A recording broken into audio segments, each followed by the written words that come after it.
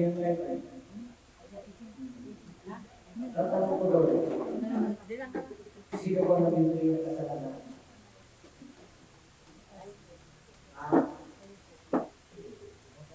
Isip ba ang katawa? Tao, hindi.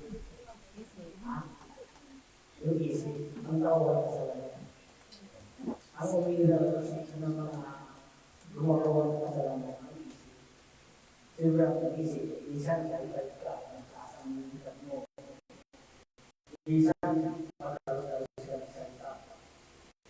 Isang gusto mo magpusta. Isang gusto mo ilahin at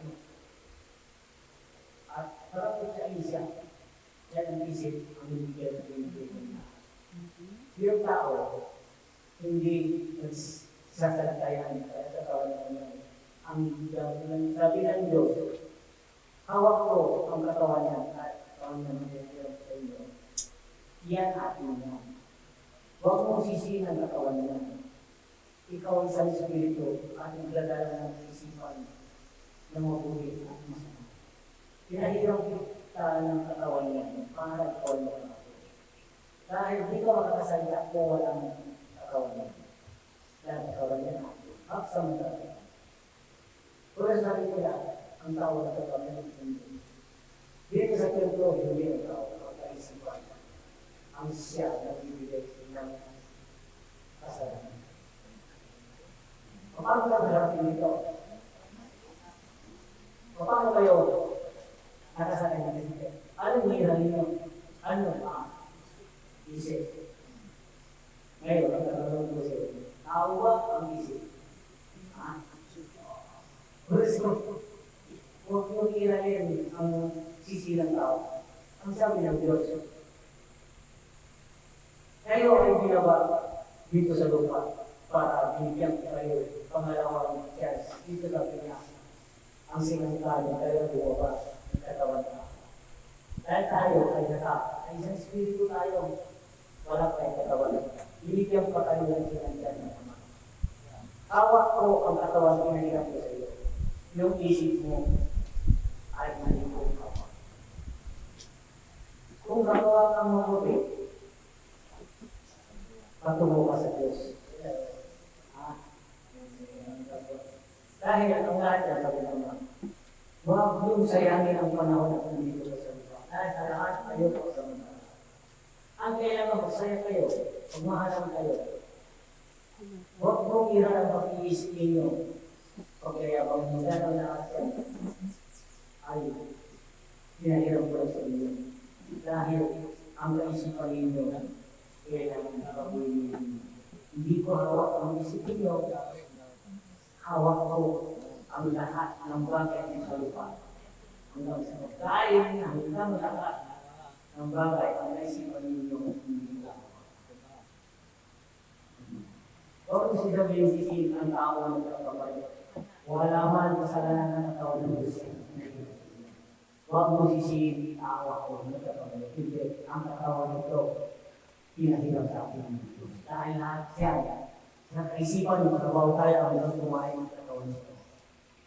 Hanggang anuman ang bagay, gusto mo mamasyal at mahawakan dahil ang katawan ang pwede mong hawak. Ang karamihan ang sabi nila, bakit ang mga kamay at kumikilos kung anuman ng bagay? Dahil nakakontak yan, nakaground yan sa isipan mo. Hawakan ko ito. Tignan ko yan. Sa isip lahat yan. Hindi ang makakilos kung wala sa isip. Tama, hindi. Ngayon, nalaman ninyo. Nakasulat. Dahil ang akala nila, tao lang kakamali. Bakit palagi ganyan? Nagkakamali ka? Tao. Kung ang gawa ka ng masama, tao. Bakit? Ano kasalanan ng katawan yan? Sino ba ang umiiral? Naging loko ka, naging anumang ka. Sino ba ang umaandar niya? Tao ba ang isip? O so, inaayos lahat ng Ama. Ngayon, pinutuloy ng Ama para pagdating niyang oras, huwag mong sisihin. Nagkasakit na. Sabi niya, nakawala-wala kang kasakit. Dahil sa isip mo, ang pinabayaan mo ang katawan mo.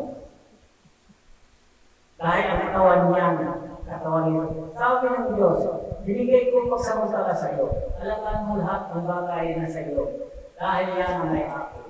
Hindi ko lang ma-control ang iyong isip. Ang isip, kung mabuting gawain mo sa akin ka. Ang isip din ang magbubukas ng pintuan ng taanan ng Diyos. Dahil lahat yan, ang kabutihan ay nasa Diyos. Ang kasamaan, ang siyang naging driver sa Diyos. Amen? Ngayon lang, sabi naman, siya ang driver sa Diyos. Hindi nyo alam sa pagka-driver ng gagawa ng masama. Dahil binigyan na dalawang chance pa, isang chance pa, nandito ka para ikaw ay laging. Doon, halos wala tayo ginagawa. Magpuri tayo, magsaya tayo, at isa tayo doon sumail at binabati ko sa lupa. So, kailangan natin magbago. Ang isip, iral ninyo. Gawin nyo mabuti dahil ang isip yan, ang siya makikita sa iyo, siya rin ang magpapahamak sa inyo. Meron ba bata sa tanong? Kasi, Bible, yan.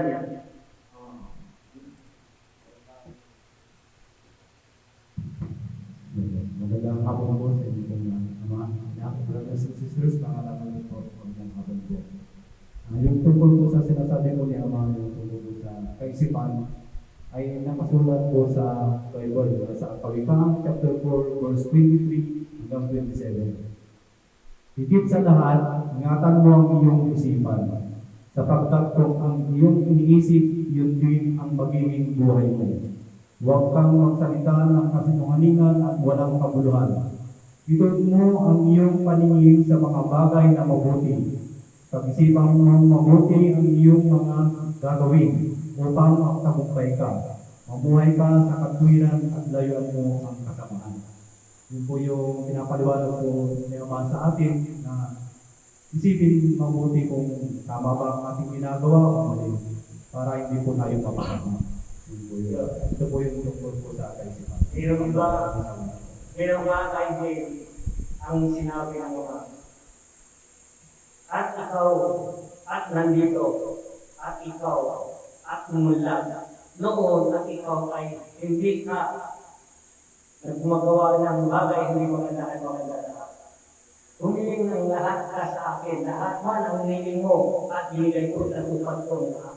Dahil akala ko, ay ikaw ay maganda. Ngayon, binigay ko siklik aapaw, nagbago. Ang sabi ng Ama, hindi yan ang pangarap ko sa iyo. Mas may pa ibibigay ko kung hindi ko. Dahil ang pagbabago mo, ang siya babagsak sa iyo. Kung ikaw ay tuloy-tuloy mo pa rin ang iyong gawain mabuti, tuloy-tuloy mo pa rin ang ginawa at darapin sa iyo. Sa pangalan ng Jesus. Hindi nyo alam yung biyaya at darapin sa atin dahil sa gawain natin mabuti. Dahil ang naisipan natin at nakokontrol natin ang gumagawa ng masama at ginagawa natin ay mabuti. Dahil ang naisipan ng siya nagdadala ng lahat. Ang sabi ng Ama, anak, hindi ka na nag-isip ng anuman na hindi maganda at maganda ng lahat. Ang lahat ng bagay ang binigay ng Diyos. Isipin mo, ito ang blessing ni God. Ito ay blessing na bigay sa akin ng at kalakasan. Ito ang blessing sa akin at malusog ako. Ito ang blessing sa akin. Ang lahat naman ang aking iniisip na mabuti at dumarating sa akin. Ang sabi ng Diyos, ang lahat man, ang siyuman, ang gumawa ng mabuti. Ako ang papayaman sa inyo. Dahil tandaan ninyo, kung kayo ay nagkalikot at nagbago, dati noon, humihiling kayo sa Diyos. Ano man ang hinihiling ninyo, natutupad. Dahil at kayo ay marunong magpatawad, marunong magpatawad. Ngayon, kung kayo ay niral ng binigyan ng kayamanan ng lahat dahil ang saya at kailangan mo ang maging tagumpay ka dahil sa ganda ng iyong buhay. Kung ikaw ay nagbago, kunti-kunti ay mawawala sa iyo. Ang dalawang mo ay mawawala. Ang mga bangkay mo ay mawawala dahil ikaw ay nabago. Dahil isa ka na lang, mas mahigit ka pa sa Diyos. Dahil hindi ka nang tumatawag sa Kanya. Akala mo ay tuloy-tuloy ang biyaya darating sa iyo. Hanggang doon na lang kung tuloy na yan. Doon mo na maramdaman ang hirap, buot, sakit ng anuman. Dahil wala namang nagabay sa inyo. Doon yun na malalaman. Bakit ganito na ang mundo ko? Bakit ganito? Dahil wala na nagkakait sa inyo. Dahil ang sabi ng Diyos, nakalimutan mo na ako, hindi lang ikaw, anak, at binabantayan ko. Milyon kayo, mapalat, at ako, ngayon nakatutok na mamatyak sa iyo. Kung ikaw ay hindi magbago, kung ikaw ay gawain na hindi maganda na dahil sa kayamanan ang akala mo wala na katapusan niya. Lahat yan pagsamantala. Kahit ano ka man, kahit sino ka man, Diyos pa rin ang gagawa ng paraan para tumigil na ang iyong kayamanan. Walang iba ay si Jesus. Totoo, ang Diyos magpapakita. Ang Diyos nakakausap. Dahil ang Diyos ay nandito na sa lupa. Hindi natin alam kung ano man ang kanyang buwangis.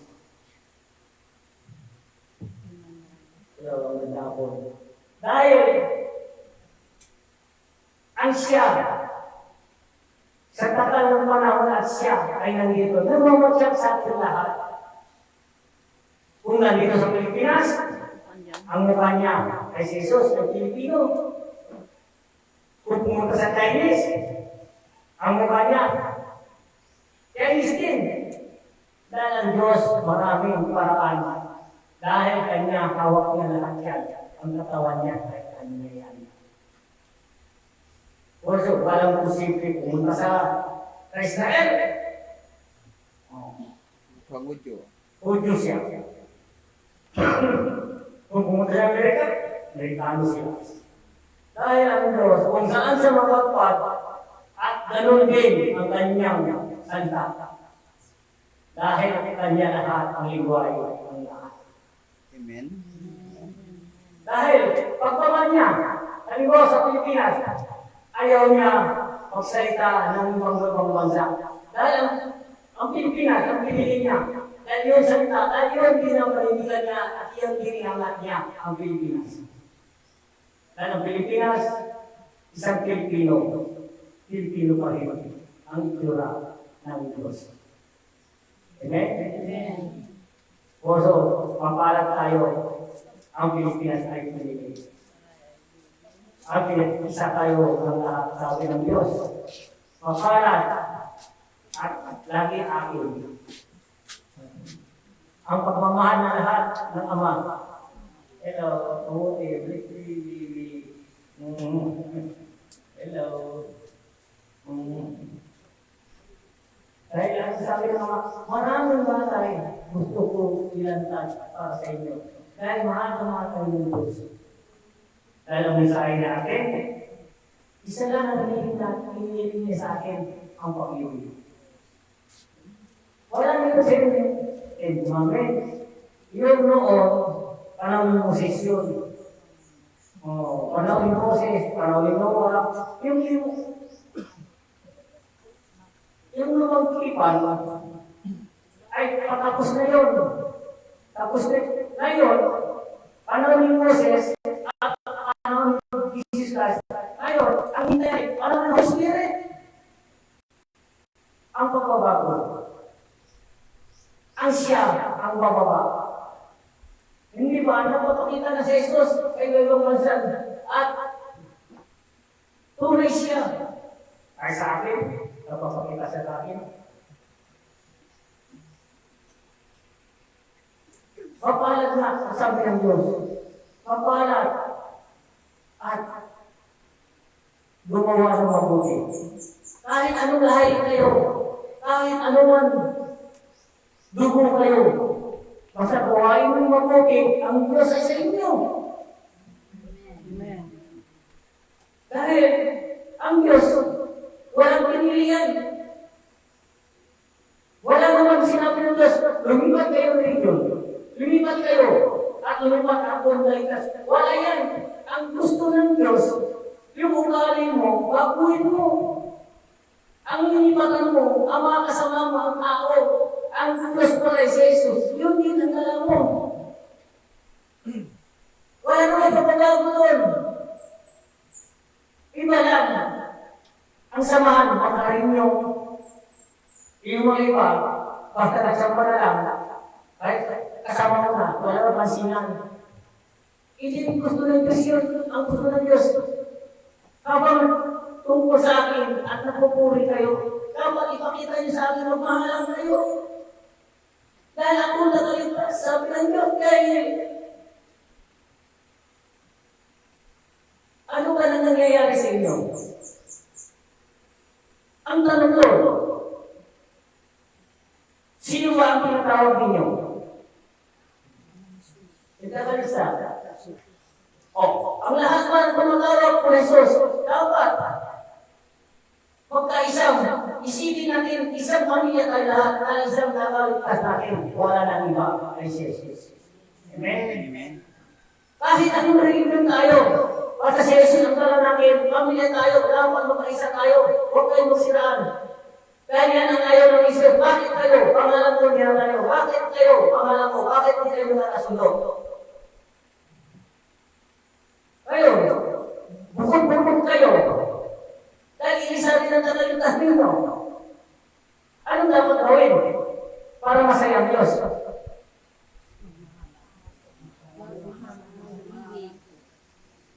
Yun, pag-ibig, magmahalan. Dahil sabihin nyo, kahit anuman, sikta kayo, anuman, religion kayo, sa pangalan ko, dahil i-respeto nyo ang bawat isa sa inyo. Huwag kayong mag-isra, huwag kayong musik, huwag kayong malait. Dahil lahat kayo, aarap sa akin, sabi ng Diyos. Dahil hindi nyo alam ang inyong mga ginagawa. Por eso, ang Holy Spirit at darating ang siya magtutuloy ng lahat. Tama na yun, lumulubipan. Ang sabi ng Diyos, piliin niyo ang karapat-dapat para magbabago ng lahat. Piliin niyo sa Biblia ang magbabago ng lahat. Tapos na ang lumulubipan, tapos na ang kailangan ng pagbabago ng Holy Spirit at siya. Ang gusto mag-isay na lahat, pag-ibig ang kanyang dala. Tama ba hindi? Tama po. Meron ba? Kadugtong yan, kayo wala. Meron po, ma? Hello po. Yan yung sinabi niyo pa ma tungkol sa Espiritu. Narito po sa kasulatan po ma ang banal na Espiritu. Ano, basa po sa John 14 verse 15. Ang pangako tungkol sa Espiritu Santo. Ito po yung sinabi niyo po ma. At sinabi na pa ng Yesu Kristo, kung iniibig ninyo ako, tutuparin ninyo ang aking utos at dadalangin ako sa Ama at kayo'y bibigyan niya ng isa pang patnubay na magiging kasama ninyo magpakailanman. Ito ang espiritu ng katotohanan na hindi matanggap ng sanlibutan sapagkat hindi siya nakikita ni nakikilala ng sanlibutan. Ngunit nakikilala ninyo siya sapagkat siya'y sumasa inyo at nananahan sa inyo. At hindi ko kayo iiwang nangungulila. Babalik ako sa inyo at kahunting panahon na lamang at hindi na ako makikita ng sanlibutan. Ngunit ako'y makikita ninyo sapagkat nabubuhay ako at mabubuhay rin kayo. At malalaman ninyo sa araw na yaon na ako'y suma sa Ama at kayo'y suma sa akin at ako'y suma sa inyo. Ang tumatanggap sa utos ko ay tumutupad nito ay siyang umiibig sa akin at ang umiibig sa akin ay iniibig ng aking Ama at ibigin ko rin siya. At ako'y lubusang magpapakilala sa kanya. Tinanong siya ni Judas, hindi si Judas Iscariote, Panginoon, bakit po sa amin lamang kayo nagpapakilala ng lubusan at hindi sa sanlibutan? Sumagot si Jesucristo, ang umiibig sa akin ay tumutupad sa aking salita at iibigin siya ng aking Ama at kami sa kanya'y mananahan sa kanya. At hindi umiibig sa akin ay hindi tumutupad sa aking mga salita. Hindi sa akin ang salitang narinig ninyo, kundi sa Amang nagsugo sa akin. Ngunit sinabi ko sa inyo, ang mga bagay na ito'y samantalang kasama ninyo pa ako, ngunit ang patnubay, ang Espiritu Santo, ay susuguin ng Ama sa aking pangalan. At siyang magtuturo sa inyo ng lahat ng bagay at magpapaalala ng lahat kung sinabi sa inyo. Kapayapaan ang iwan ko sa inyo at ang aking kapayapaan ang ibibigay ko sa inyo. Hindi ito katulad ng ibinibigay ng sanlibutan. Huwag kayong mabalisa, huwag kayong matakot. Sinasabi ko sa inyo, ako'y aalis, ngunit babalik ako kung iniibig ninyo. Kung iniibig ninyo ako, ikagagalak ninyo. Sapagkat ako'y pupunta sa Ama, sapagkat dakila ang Ama kaysa sa akin, at sinabi ko sa inyo, bago pa mangyari ang mga pangyayari na, kaya't mananalig sa akin, hindi na ako makapahaba pa ng pananalita sa inyo. Yun po yung sinasabi po naman na susuguin po yung banal na espiritu na hindi siya magkikilala ng sanlibutan. Ngunit makikilala siya ng mga taong tumanggap at tumibig sa Panginoong Jesucristo. Sila po yung sumunod sa utos po ng Panginoon. Kaya sila po ang nakakakilala kung sino po yung Espiritu Santo na ibinigay po sa atin. At ang Espiritu Santo pong yun, ay siya pong magtuturo at magpapaalala ng lahat ng tinuro sa atin ng Panginoong Jesucristo. Yun po yung sinasabi po ngayon sa atin, Ama. Kaya kumbaga hindi siya nakikilala ng sanlibutan, kundi mga taong tumanggap ng Espiritu ng Diyos ang siya makakakilala sa Kanya. Yun lamang po, maraming salamat. Maraming salamat. Ang lahat yan, ang nakasulat na sa Biblia. Hindi ba? Isipin ninyo,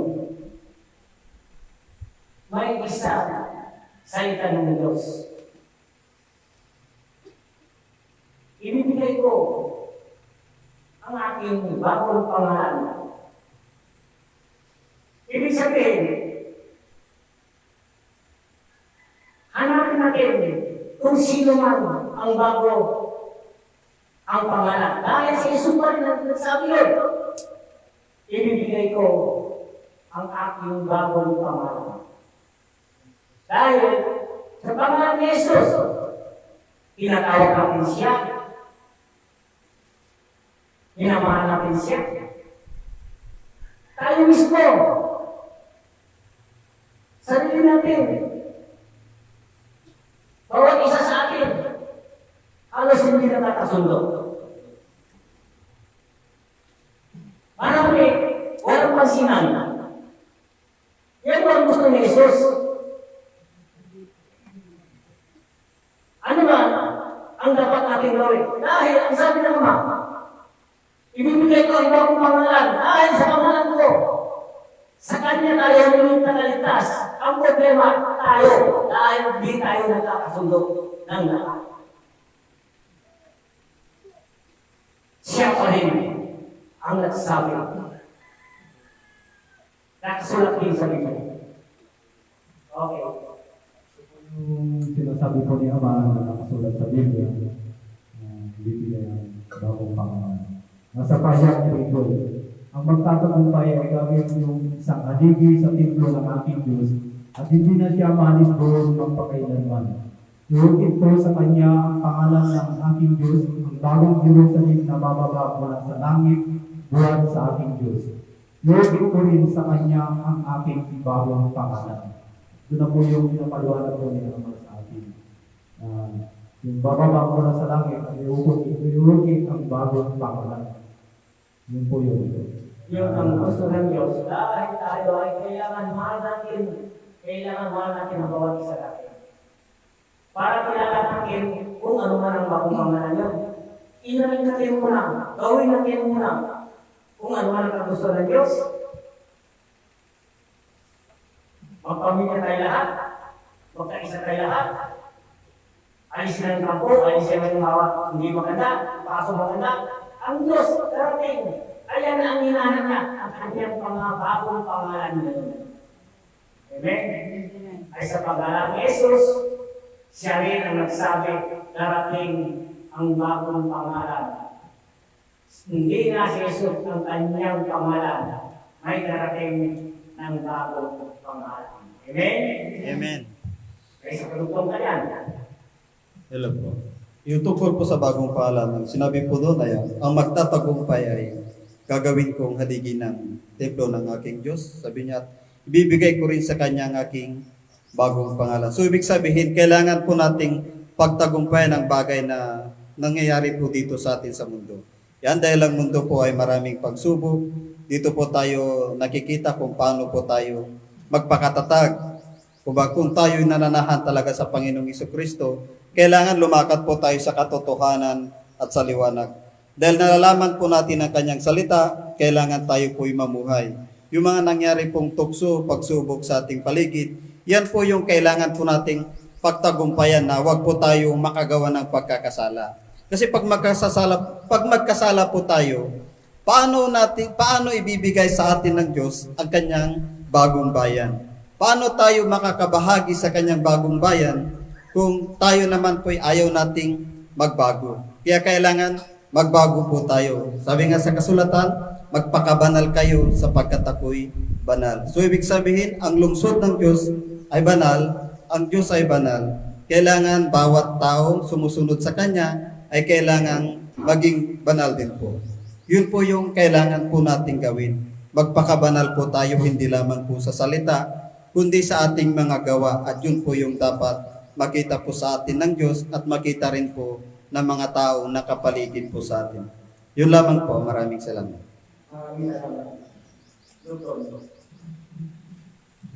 Dudutuan ko po yung sinabi ko ni Bro Cristo yung tungkol sa pagbabago.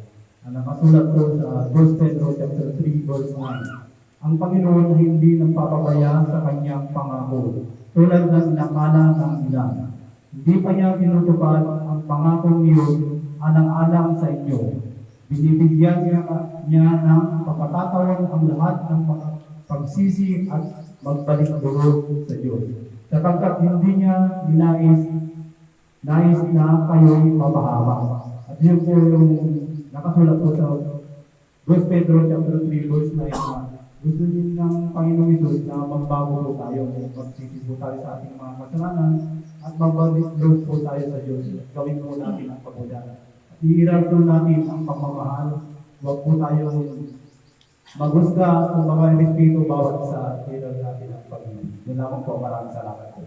Masaya ang kanyang mga sinasabi. Dahil ang lahat ng sinasabi, nakasulat yan sa Biblia.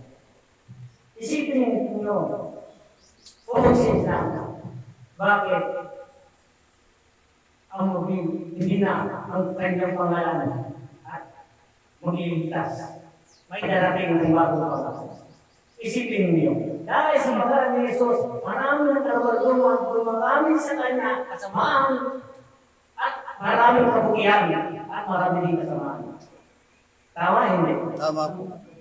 Sa pangalan ni Jesus, kayo nanuninat ng Jesus. Puro sabi ng Diyos, bababa ako, bibigay ko ang bagong pangalan. Dahil gusto niya, lilinisan na at buburahin na ang kanyang pangalan. Dahil tulad natin, lahat, humiling tayo kung Jesus, mga problema natin, mga gabay, mga ano man gusto natin gabay natin, At binibigay niya ang lahat mga biyaya kung si Jesus ang naging tayo. Ngayon, ang tanong ni Jesus, lahat kayo sa akin humihiling. Isa lang naman ang gusto kong gawin. Mag-ibigan kayo, magmahalan kayo. Paano ako? Darating sa harapan ninyo kung kayo ay hindi nagbabagian, hindi kayo nagkakasunod. Tanong ko sa inyo, ang Diyos ba darating ng orasyon kung tayo hindi nagpapansinan, hindi tayo? Magkakakilala ba ang isa na kagalitan natin? Kung malibawa kayo ang Diyos, papawa ka sa atin ay hindi.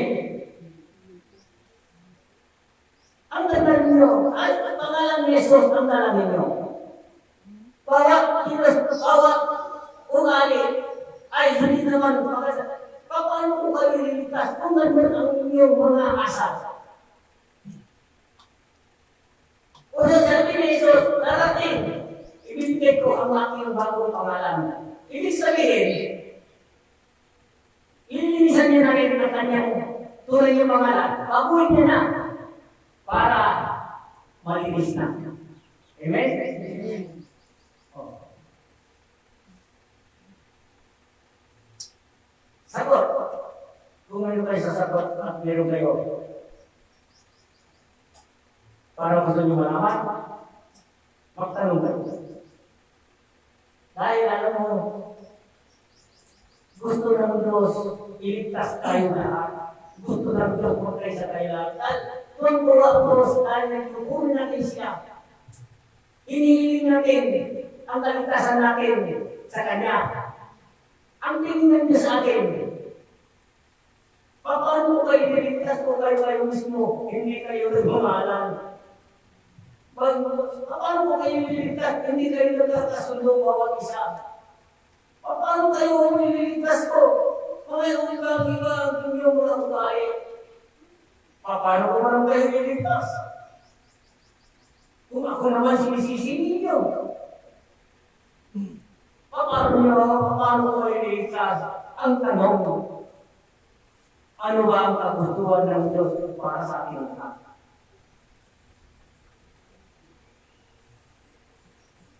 Sagot. Mag-ibigan.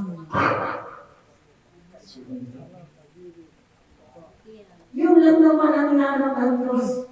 Dahil bilang araw, haharapin natin. Haharap tayo sa Kanya. Dahil siya ang maglilitis sa ating lahat. Ang tatanong sa atin, anak, bago ka na ba? Anak, ang lahat ba? Ang kapatiran mo diyan, ang pamilya ko natin, at nagkakasundo ba kayo, nagmamahal ba kayo? May nakakapapuot at galit sa dibdib mo, ang pumasok ka sa akin, at gusto mo, liligtas kita. Paano kayo liligtas kung ikaw ay marumi ang puso mo at isipan mo ay marumi? Paano ko kayo liligtas kung kayo hindi magkakasundo? Wala rin akong kwenta magligtas sa inyo. Sabi ng Diyos, wala akong kwenta magligtas sa inyo dahil iligtas kayo tapos hindi kayo magkakasundo.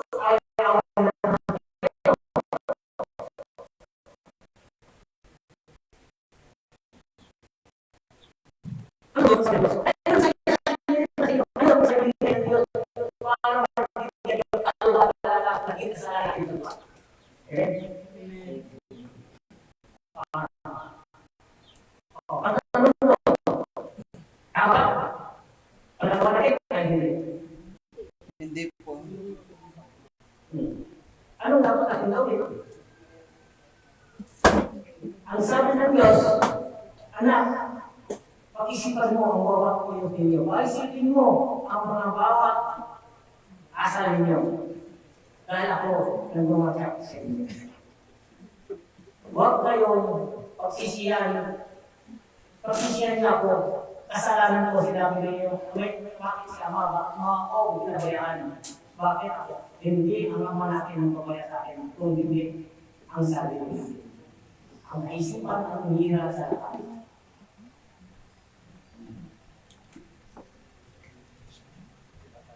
Yes.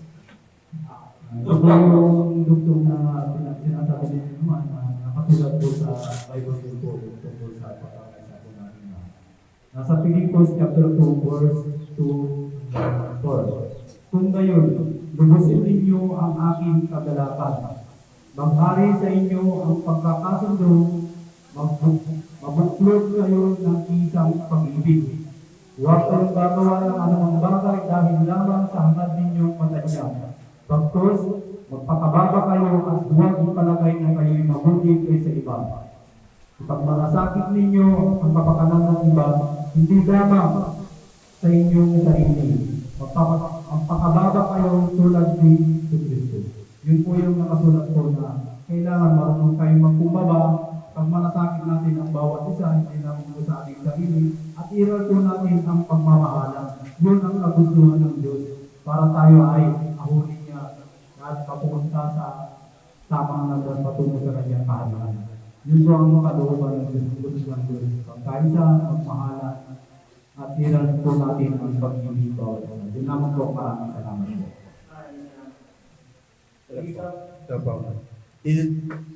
Yung sinabi niyo po kanina, nandito rin po sa kasulatan naman, na kung bakit din pala ang mga tao sa pangalan ng Panginoong Jesucristo ay nagkatalo-talo din po, hindi na nagkakaisa, ay narito rin po sa kasulatan.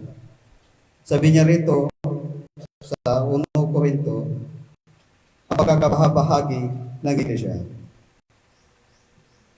Mga kapatid, ipinamanhig ko sa inyo sa pangalan ng ating Panginoong Jesucristo na tayong lahat ay magkakaisa. Sa mga sasabihin ninyo, huwag magkaroon ng pagkabahabahagi sa inyo. Sa halip, lubos kayong magkaisa sa isang isipan at isang pagkakaisa. Yun po yung sinabi po rito, Ama. Kaso lang nangyari dahil sa pagbabasa rin po ng kasulatan, dahil sa kalaman, yun po yung nangyari, nagtatalo-talo na po, wala nang gustong magpakumbaba. Kaya meron din po dito sa kasulatan, kaya sabi niya, sinabi nga sa akin ng ilan, sa mga sambahayan ni Chloe na mayroong mga paglaban-laban sa inyo. Ito ang sinasabi ko, bawat isa sa inyo ay nagsasabi, ako ay kay Pablo, ako kay Apolos, ako kay Sipas, ako kay Kristo. Pinagbahabahagi ba si Kristo? Ito po yung isang katanungan kung bakit nagkanya-kanya ang lahat. E ang tanong dito ay, pinagbahabahagi ba ang Panginoong Kristo? So ibig sabihin, ang Panginoong Kristo ba ay pinaghati-hatian ba? At kung bakit tayo nakakahiwalay sa iisang pananampalataya? Ito po yung katanungan kung bakit tayo po ay nagkakabuklod-buklod o hindi po tayo nagkakasundo. Kaya kailangan, sabi niya rito, ako ay nagpapasalamat na wala akong binautismuhan sa inyo, maliban kina Crespo at Gayo. Ito ay upang walang sino mang magsabi na ako ay nagpabautismo sa aking pangalan. Binautismuhan ko rin ang sambahayan ni Estepanias patungkol sa iba at wala na akong ibang binautismuhan. Ito, sapagkat hindi ako isinugo ng Diyos upang magbautismo, kundi upang ipangaral ang Ebanghelyo. Ito at hindi sa pamagitan ng karunungan at salita, upang hindi mawalang halaga ang krus ni Kristo. Ito po yung tinutukoy po ng kasulatan na isinugo sa Apostol Pablo sa atin para inihayag ang kanyang salita.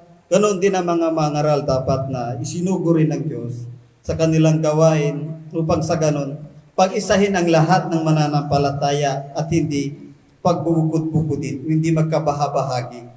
Dahil ang lahat ng tinatawag ay Panginoong Jesucristo ay hindi naman po siya natin hinati-hati, kundi siya pa rin. Kaya kailangan lahat po ng relihiyon, tulad po ng sinabi ni Ama kanina, kung tayo'y tumatawag sa Panginoon, kailangan magkakaisa po tayong lahat dahil ang Panginoon ay hindi po natin hinati-hati. Ang katawan po niya ay buo. Kailangan magkakaisa rin po tayo sa Kanya dahil iisang pangalan po ang ating tinatawag, iisang pangalan din po ang ating sinasamba. Kaya kailangan magkakaisa po tayo at huwag po tayong wag po tayong magkahiwa-hiwalay.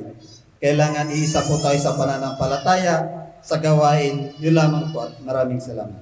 Maraming salamat. Di ba masaya kung kayo ay magkakaisa na tumahan tayo. Iisa ang Diyos natin.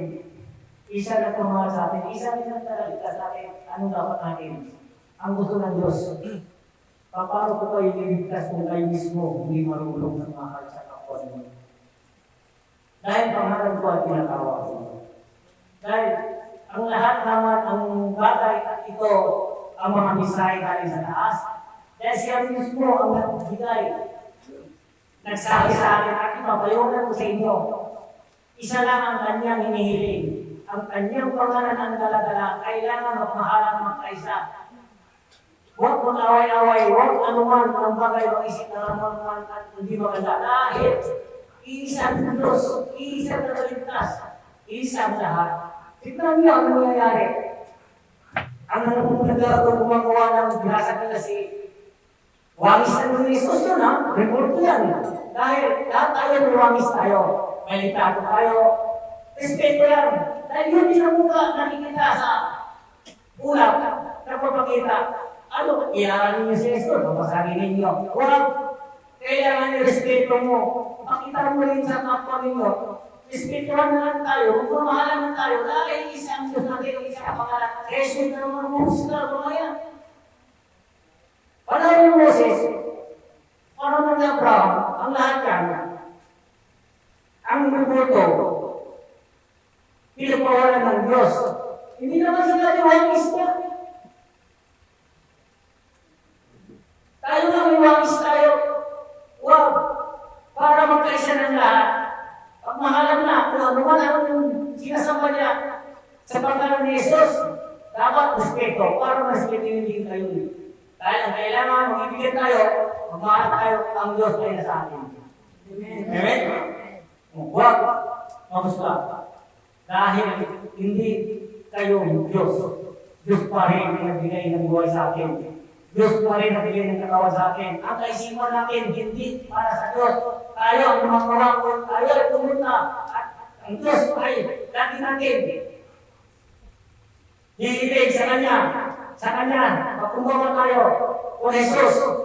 Dahil ang isip natin ang siya makakasala sa lahat. Siya rin magbubukas ng tahanan ng Diyos. Siya rin ang magpapahamak sa atin.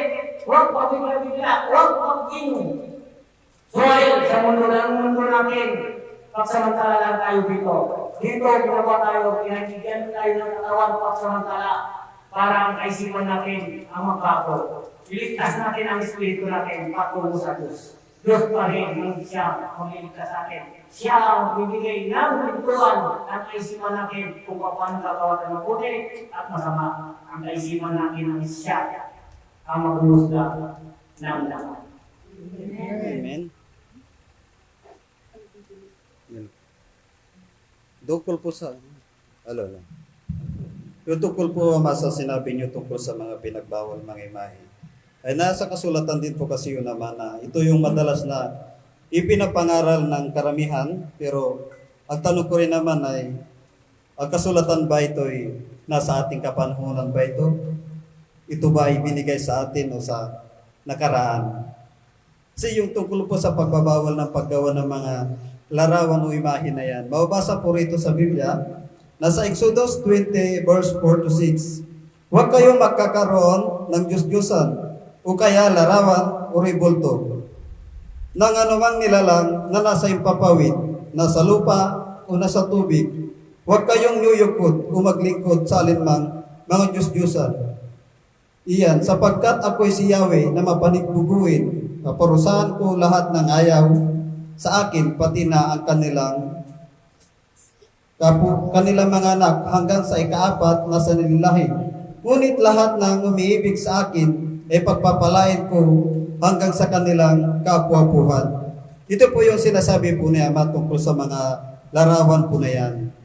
Na bakit ang larawan na Panginoong Jesucristo ay winawasak, larawan ni Mama Mary, winawasak.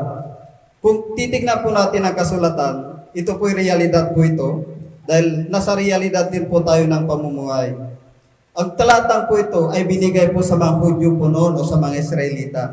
Ito po hindi na po sa atin, hindi na po natin saklaw. Bakit? Dahil tayo po ay nasa modernong pamumuhay. Lahat po ng bagay sa mundo ngayon, meron na po tayong larawan. Maraming nagsasabi na ito po'y bawal. Pero titingnan po natin ang ating buhay pang-araw-araw. Sino po bang tao ngayon ang walang larawan? O sa lahat ng mga ngaral na kinig po ngayon, ito po yung isang realidad sa atin. Na bakit natin pinagbabawal ang isang bagay kung tayo naman po'y meron. Dito sabi niya, bawal ang gagawa ng larawan. Bakit tayo meron tayong larawan? Di ba yung ID po natin, meron po yung larawan. Dito sabi niya, huwag kayong gagawa. Tayo, bakit po tayo meron? So, ibig sabihin, lahat din po tayo'y lumabag sa utusan kung susundin po natin ito. Di ba't nung tayo nagkaroon ng larawan, hindi rin po tayo nagkasala? Dahil ito isang palatandaan o pagkakakinanlan sa atin upang makilala kung sino po tayo. Ganon din po ang mga imahe ng Panginoon. At kung bakit meron yan, meron din po mga tao naging saksi at nagpatuto sa kanila upang sa ganon hindi mawalang saysay ang kanilang paghirap, sakripisyo at kumalaman ng mga tao kung ano ang kanilang wangis. Tulad ko rin po, isa akong saksi ng Panginoong Jesucristo, hindi dahil sa kasulatan, kundi dahil siya aking nakita. Kaya kung tatanungin ako, bakit ka merong larawan ng Panginoong Jesucristo? O bakit ka nagpagawa? Dahil hindi ko kayang umukit o hindi ko kayang puminta. Kaya kung tatanungin ako, brother, nakita mo ang Panginoong Jesucristo, ano ang kanyang wangis o ano ang kanyang itsura? Paano ko ipapaliwanag sa mga tao ang kanyang wangis o kanyang itsura kung wala po tayong palatandaan? Dahil hindi ko kayang umukit, magpapagawa po ako, ipapagawa ko po yun upang sa ganon, pag tinanong ako, ito ang wangis ng Panginoon para kung darating man yung time na siya inyong makita, meron kayong palatandaan para sa Kanya. Kaya tulad din po natin, meron din po tayo, kailangan lahat ng kuyan ay respeto po natin. Hindi po lahat ng nakasulat sa kasulatan ay kailangan po nating sundin. Kundi suriin po natin ito kung saan po ba ito nabibilang. Hindi po basta't pinasa natin, ito bawal ang larawan, pinagbawal ng Diyos ay susundin po natin. Tayo naman po ay nagkakaroon din po tayo. Dahil ang panahon po natin ngayon, lahat po nasa social media na tayo. Lahat po tayo meron ng larawan, meron din po tayo mga Facebook. So ibig sabihin, nagkasala din po tayo sa Diyos dahil meron po tayong larawan. Hindi po ba? Hindi naman po tayo nagkasala. Bakit? Yung larawan naman po yun, hindi naman po natin sinamba. O hindi rin naman po natin pinasamba ang mga larawan po yan. Kundi lahat po yan ay palatandaan po sa atin para makita po tayo at makilala po ng bawat isa. Yun lamang po, marami pong salamat. Ayun, gusto yung papaliwanag ko. Bakit may larawan? Bakit? Dahil ang panahon ni Moses, talaga, liwanag yan. Ayaw na Diyos ng larawan. Dahil ang liwanag, sa tuktok ng bato, na sinan, doon siya, humiling sa Diyos, liwanag siya. Talagang liwanag ang tunay. Bawal lahat at gumawa ng bibulto. Dahil panahon ni Moses yun. Tama po. Hindi ba sabi ni Baal? Bumaba si Moses at dala niya yung Ten Commandment. Hindi ba? Ang sabi ng isa, ang Diyos mo, baka ikaw ang sumulat yan. Pupilis siya sa hulog. Tama po. Yung binasag niya, kung para sa akin sa kanan, ang hindi para sa akin sa kaliwa, binasag niya. Yung talagang liwanag. Ang sabi nga, doon sila kumuha ng bibulto, ng ginto. Ngayon, unang dekada, pangalawang dekada, sino dumating? Kilala niyo? Ha? Kilala niyo, pangalawang dumating. Unang dekada, ni Moses. Pangalawa, sino? Ha? Jesus Christ. O ngayon, ang Panginoon ng Diyos, sabi niya, ang hinahanap nila, ano ba yung tsura ng Diyos? Ano ba ang wangis ng Diyos? Gumamit ang Diyos sa isang inosente babae, si Virgin Mary. kinausapan ng Noel, Mary, at bababa ang anak ng Diyos. Dahil nagkatawan ng tao, dahil kumuha siya sa tao, doon siya nagsilang walang ama. Ay siya tunay na ama, siya rin ang gumawa ng paraan para may magalaga sa kanya, sa katawan tao. Lahat ang pumasok sa tao, may laman. Dati ang lahat yan, sa Diyos pa rin, sa Kanya pa rin ang lahat yan, para makilala natin ang Diyos. Ngayon, sinilang siya, may bituin, at kilala ng mga mukha niya. Bakit natin buburahin yan? Dahil napakilala ng Diyos. Okay, yan na ako. Panahon ni Moses, walang imahe. Panahon ni Jesus Christ, at nagkatawan tao, siyempre, maraming murulong-mukit para alaala lang. Kung hindi ayaw niyo sa Kanya, huwag niyo magkailangan. Ang naging gusto sa Kanya lang, huwag mong sirain dahil nakakasakit na ang bawat isa. Sabi ng Diyos, huwag mong sirain kung hindi sa iyo yan. Huwag kang makialam kung hindi ka pinakailaman. Baka kang musik kung hindi ka musikan. Baka lahat yan at babalik sa iyo. Huwag ka rin mamusga. Dahil ang lahat yan babalik. Dahil hindi mo alam ang bagay nandito sa mundo. Hindi ba ngayon panahon ni Moses at panahon ni Jesus Christ, marami ng litrato, marami mati tayo, may picture na tayo. Lahat tayo may wangis na. Dahil para alala natin ang panahon at nandito siya sa lupa ay yung mga bata at bagong silang, maalala niya, ang mga itsura ni Jesus Christ ang pumunta dito sa lupa dahil para makilala namin bakit yung murahin dahil lahat yan. Kung ayaw sa Kanya, okay lang, huwag na ito kailangan dahil hindi kayo sinasaktan. Hindi kayo nilalait. Bakit? Ibig sabihin sinisira ninyo. Mas mahigit pa kayo sa Diyos, sabi ng Diyos, magpahalang kayo. Magkaisa kayo. Huwag kayo magsalita mga kasakit. Dahil naisipan ninyo, mas mataas pa kayo sa Diyos. Yan ang isip ang nagsisira. Yan, hindi nag-isip magpapahamak. Hindi lahat yan. At katagumpayan ang gumawa ng masama. May hangganan kung ano man ang inyong ginagawa. Babalik sa iyo. May Diyos pa rin ang maglilitis sa inyo. May Diyos pa rin maghahadlan sa iyo. Gagawin na itong tao yan para ikaw ay tumigil na sa inyong kalutuan. Amen? Amen. Yun lang ang aking sasabihin. Maraming salamat. Ngayon, oras na mag-pray tayo. Tulog. Ama, maraming salamat ang Bisaya sinabi sa akin dito. Lahat man ang mga natuto kami sa kunting araw, hindi kayo sa amin. Maraming salamat, Ama. At tuloy namin ang maglilingkod sa inyo. Amen. Amen. And thank you for watching po. Yan sa inyo lahat. Thank you for watching sa lahat. Yan, shoutout po. Yan, kay Sister Nika. Yan, Aldicena. Kay Tisoy Oliveros. Yan, kay Sister Elsa. Yan, at sa lahat po ng narin. Shoutout po sa Team Peter sa Tibaba.